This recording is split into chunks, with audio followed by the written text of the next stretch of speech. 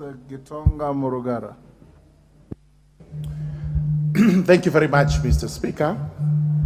Mr. Speaker, I rise to support this bill, a very important bill, a very short one, but seeks to do fundamental amendments, which, as the movers of the bill have stated, have fundamental effect on what this House does.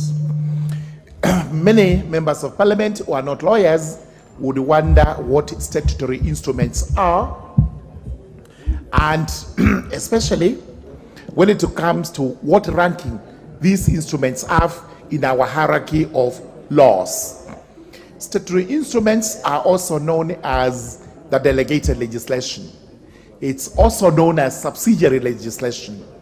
This is legislation that flows from the acts of Parliament themselves, because in the penaltive sections of acts of Parliament, you will see the power donated to a body to make regulations under that act of Parliament. Those regulations are now what is known as statutory instruments, delegated legislation, or subsidiary legislation. Now, the proposed amendments are important in that what they seek to do is, if a body empowered by an act of Parliament to make regulations does make regulations but does not bring them to the House, the committee of this House, which is the Select Committee on Delegated Legislation, has the power to call for the tabling of those regulations within 7 days. And it's important to note that there is a default if they fail to do so. In as much as the new section, subsection 5, says that the instruments have to be submitted to Parliament, the correct position is that the instruments should be submitted to the National Assembly and not to Parliament.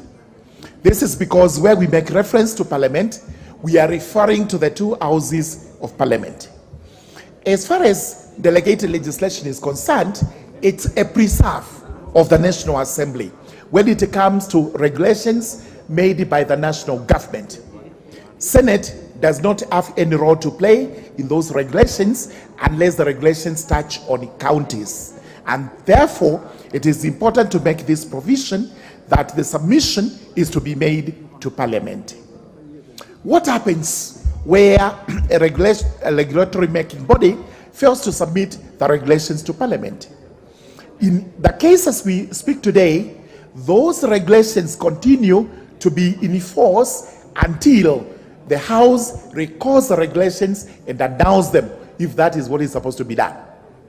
Now, we have a new subsection 6, which will automatically render those regulations a nullity, and the committee will actually inform the public within a given period of time that these regulations that were made by this body and which have been in force are now a nullity.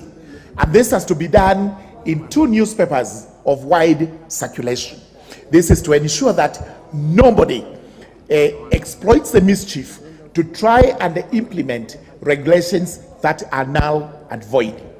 It's also important to note that the government and any other body that makes regulations will have to take it very seriously that when you make regulations, you must bring them to the House for ratification, failure to which they are null and void and are of no consequence. Therefore, this is a very important piece of legislation, and with the amendments that are proposed, and what I'm proposing, that we delete the word Parliament in sub-regulation 5 and make it National Assembly, then this should carry the day as proposed. Honorable Speaker, I beg to support. Thank you. Honorable Kaluma.